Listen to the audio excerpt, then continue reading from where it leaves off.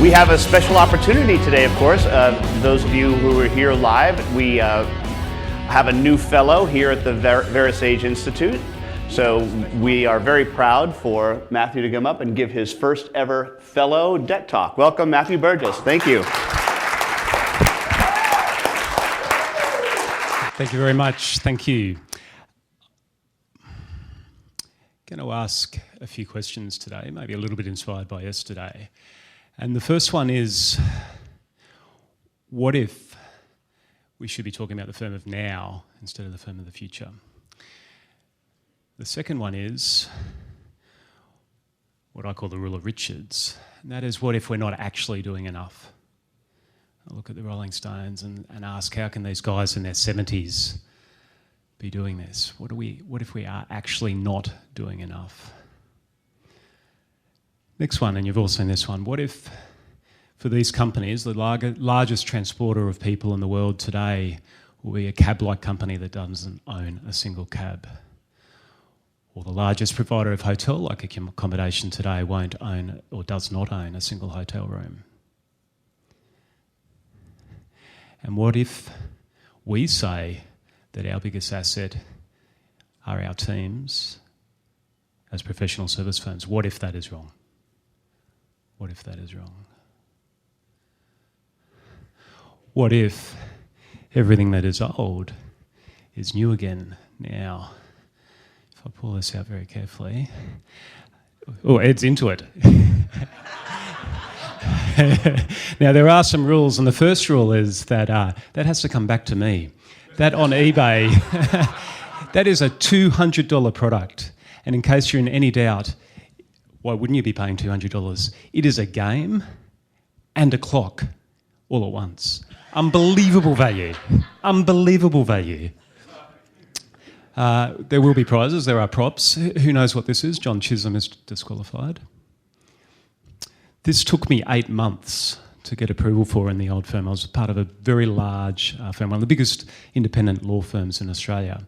And I put a request backed up with science, because the science is that we're probably 25% or more effective if we stand up while we work.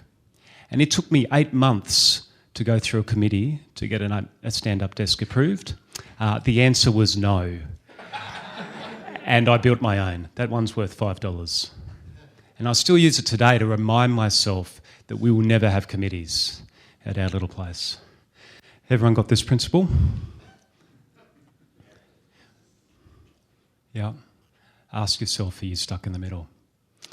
Now, I need to make one disclaimer. We've been running stand-up meetings for a number of years now. Just putting it out there, I reckon that is so 2016. We now run planking meetings. And they last as long as it takes the first person to collapse. Sensational idea. Next one, we've heard a lot about why. My question to you is this. You can't have a Verasage presentation without at least one Monty Python. I refer it to as the Blues Brothers test. What if it's not what you do? What if it's not even why you do it? What if it's how your why makes people feel? What's this? Or this? Or this? Yeah. In Oz, they've had to start to put the go, stop signs on the ground because so many people were getting run over using their iPhone. So my question is, who are you in this photo?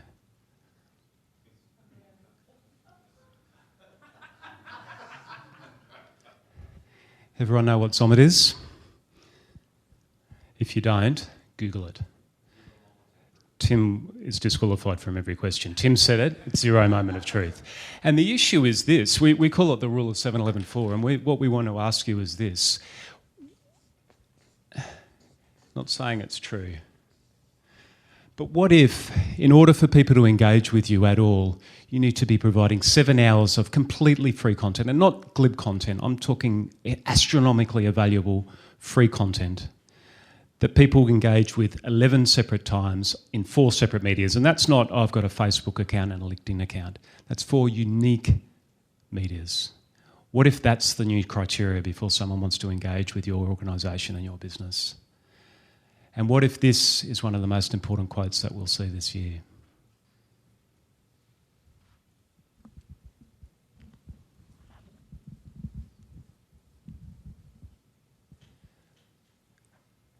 Do we need to be the firm of the future or the firm of now?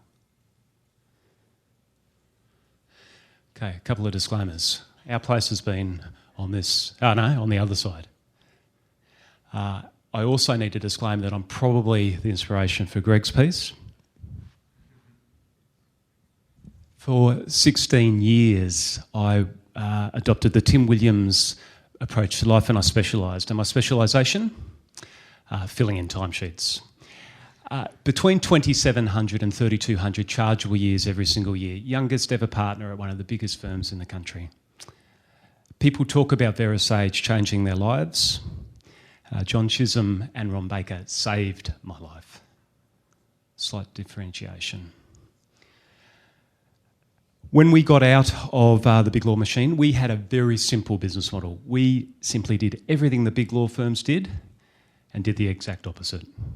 No timesheets, no physical premises, very limited ongoing staff, no performance reviews. In fact, the only thing that we kept was Employee of the Month.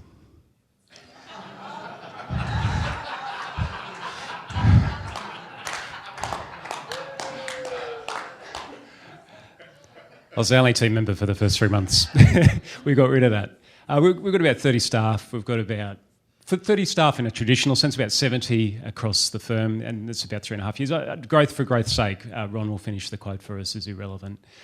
But we reckon we've got a few things that might be right. And one of the ways that we've been doing that is being just insanely disciplined about copying off other industries.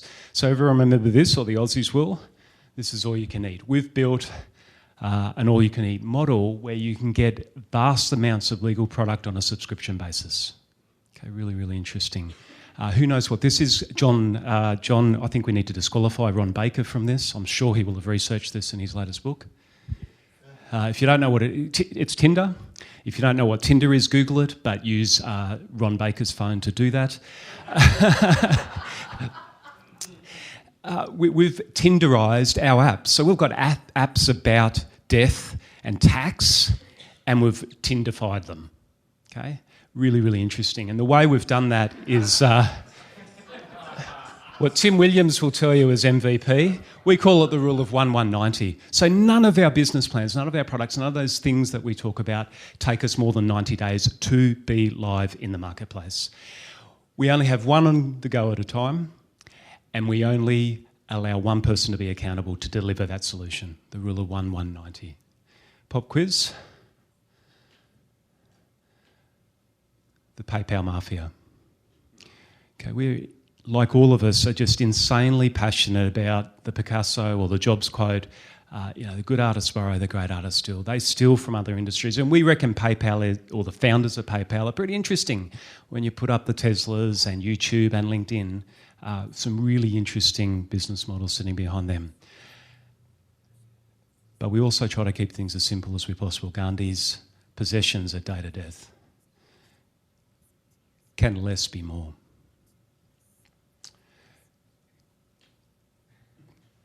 What do we need to do to change our perspective? So this is Ron Baker's question at the 2011 when John went through to be a fellow, and just so blessed and so honoured to be part of this community at a fellow level. We burnt the timesheets about that time, but Ron Baker's question was, is that enough?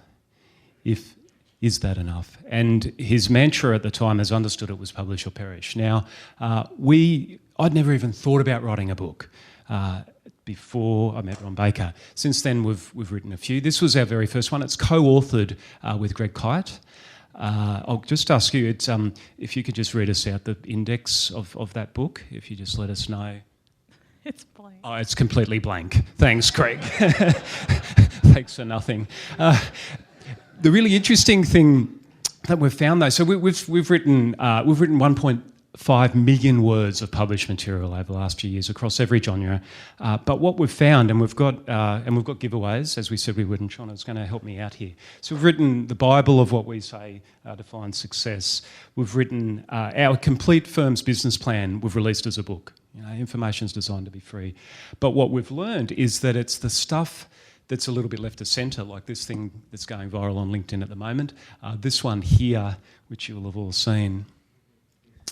Now, that's not me in the photo. If I was in the photo, I would have been using that as a good time biller.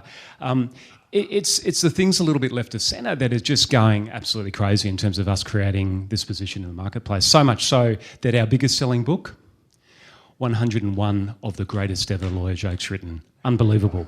Now, Tim Williams is rolling his eyes. How many lawyer jokes are there actually? There's only one, all the rest are true stories. I'll just say that over there. So, next question, what are we going to do about it? We reckon there's a handful of options here. The first one is just to ignore it. The second one, and I found Donkey Kong on eBay. You cannot buy this anymore. To me, this is the very definition of responsible parenting, and yet you cannot buy it. We've also, as Ron and John touched on, we've now we have products, 7-Eleven 4. We've got product across everything, including the View Legal wine. Now, Sean, I'll pick on you again. How good's your eyesight? This is a big move forward for us, John and Ron, because in our first meeting, I actually took wine to our first meeting, bottles of wine. But now, guess what? We've got Australian wine that is... For friends. No, the really small, the 3.2 font printing at the very bottom. Drinkable. It's drinkable. Okay, first time ever. So, next question. How can we do more with less? We said, is less more? The next question is, well, how can we do more with less? I'll play you this shot and then we'll be right on to the last point.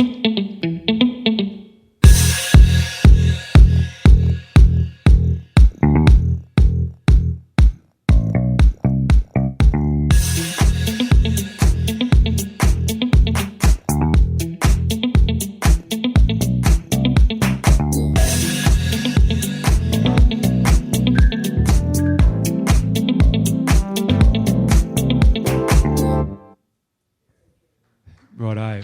So this is our last question. This is the main question we're asking our business at the moment. And we call it the Rule of 1, 5, 35.